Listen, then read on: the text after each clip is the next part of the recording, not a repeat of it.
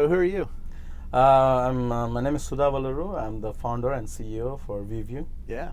And I'm John Lunetta. I'm the head of marketing and sales for ViVu. I'm excited about talking to you guys because I'm sick and tired of traveling, and I'm looking for more and more ways to collaborate with my team and do interviews and do video events online. So this is going to be a fun one. Tell us a little bit about what you guys do.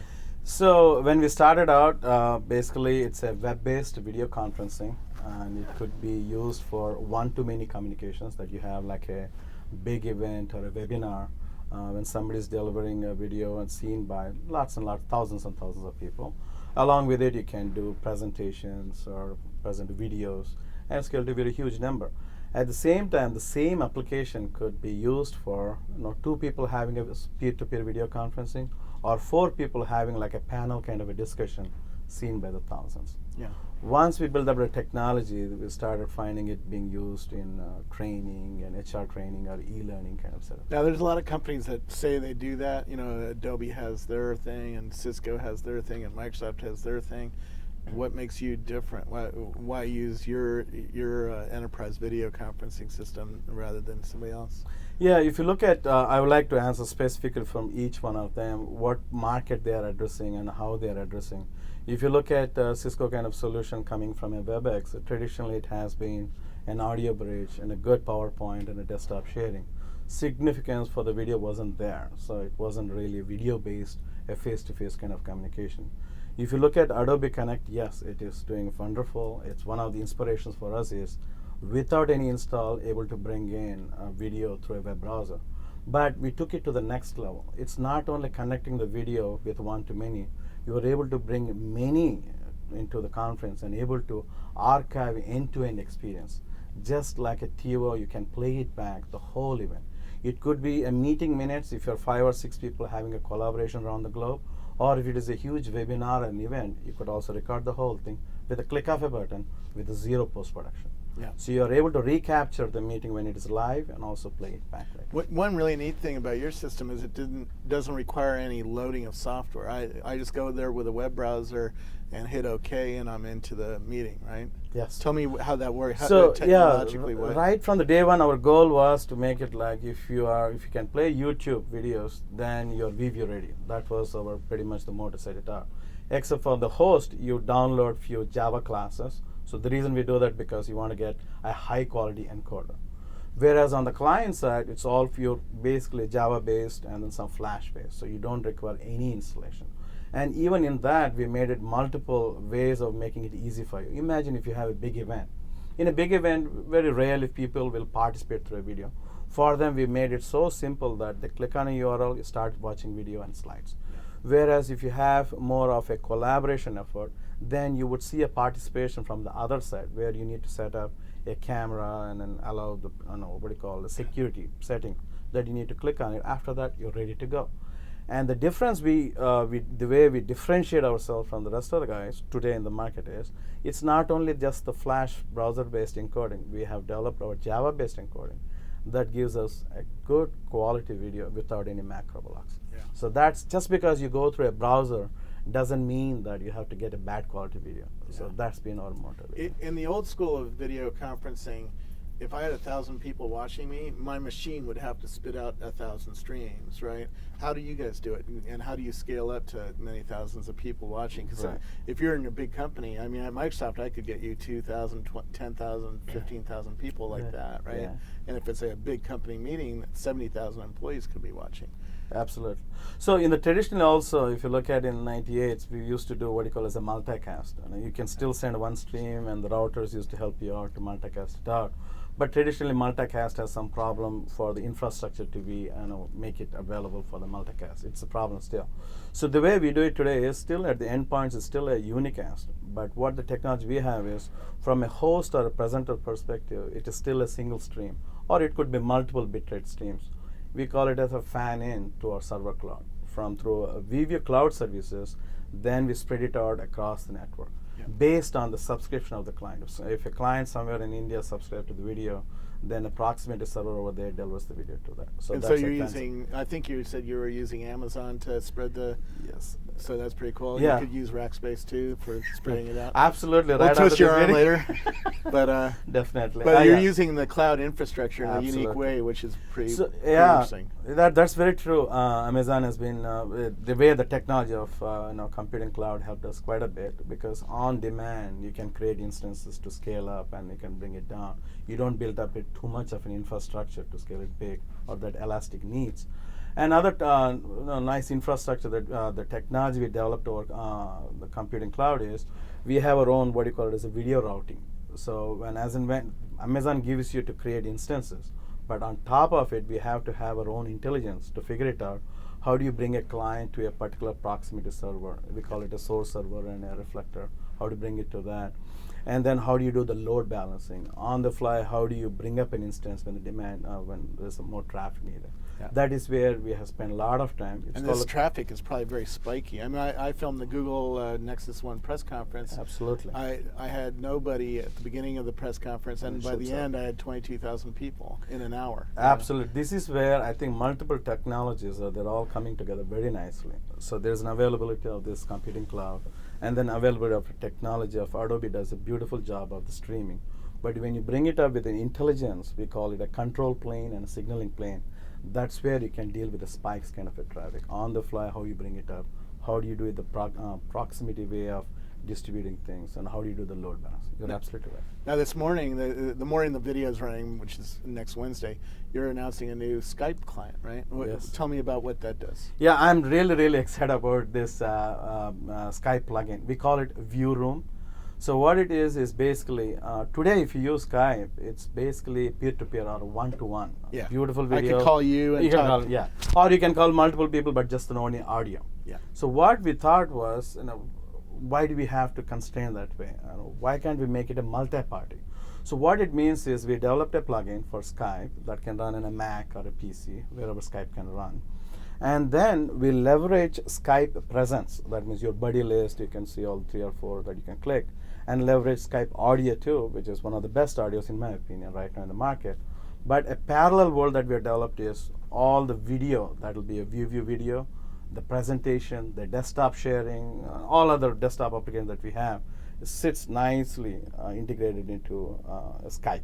Yeah. So the way that the scenario would be later on, I can show you a demo of how it works.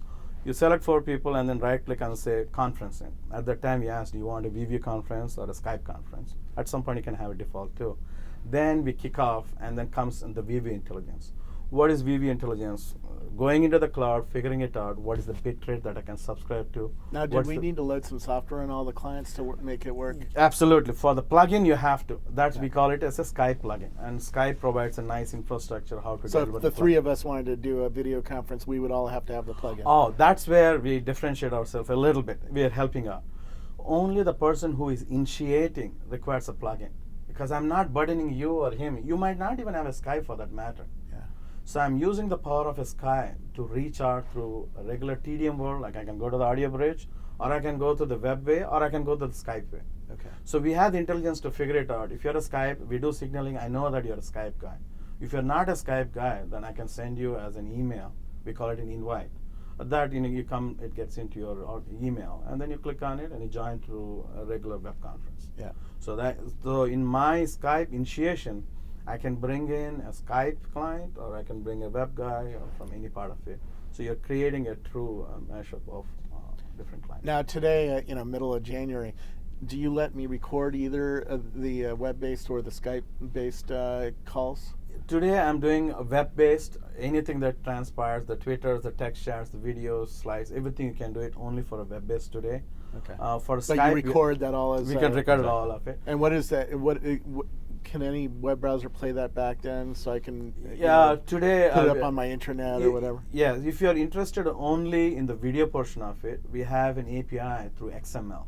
So you can come through that and extract just the video portion of it. And the way we think about it is sort of like a VOD or a TiVo-like experience. Okay. So after you have the event end-to-end with a touch of a button, you have an XML file or URL that you give. You can embed it into your website, into a library, a video asset management system, And it's fully synchronous. So if you have 100 slides in a presentation in an hour-long video, you can move the buffer of the video or the scroller of the video halfway through, and the slides and the chat and the Twitter sync up instantaneously. You can also go into the slides and go to the 50th slide in the deck, hit the slide, and the video and the chat and Twitter syncs up as well. The beauty of it is, especially if, let's just say you have a 2 hours long video, so you don't have to sit through in a progressive download. We do it actually through streaming way. So and then wherever the slides, like John has mentioned, you can seek through very fast. That's nice. So I can say, if you told me at a minute 15, absolutely, it got really interesting, I can go right there. There and everything syncs up. Oh, that's cool. It's just like being there. It's like a TiVo. Now it doesn't work yet on the mobile phone, does it? Because you really require a nice web browser with a nice screen. Not really. There are some. We have some plans to bring it into mobile devices too, and it is not that difficult. Initially, we thought, who would be attending. Again, all along, we had the mindset of an enterprise application.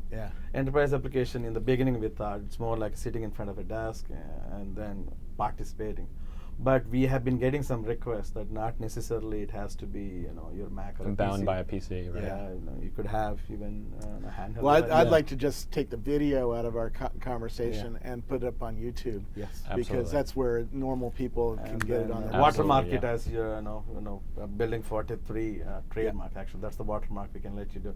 That's part of our we call it white labeling. So it looks like completely your solution. Are you working on more options for recording like YouTube and spitting it out to YouTube?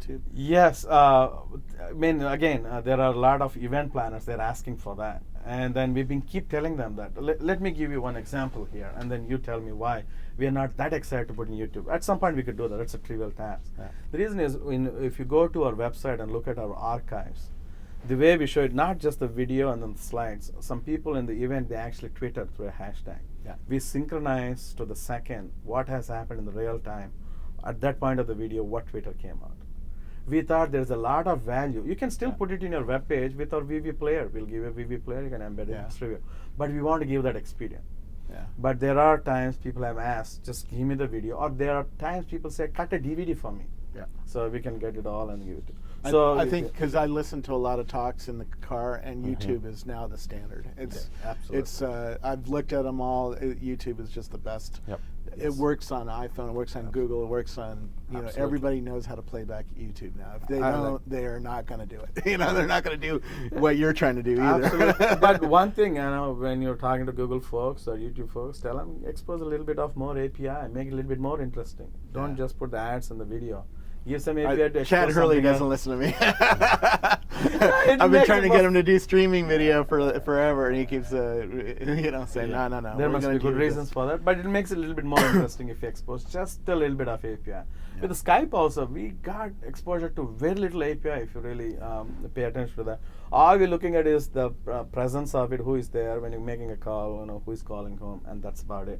After that, we take over. Your UI is very nice. You just select 5 people and say call them, and then all of a sudden it's the presence. It's the on-the-fly, sort of boundless scalability, and the pristine audio quality of Skype. I mean, it's the best of both worlds. Tell me about pricing, because this isn't a free. It's not like Ustream. It's not free, right? It's for enterprises who are going to see some value in it and pay for it.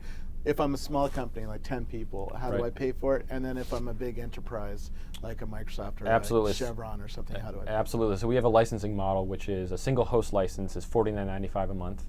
With that, you can host an unlimited amount of meetings per month, up to 25 people per event or per meeting.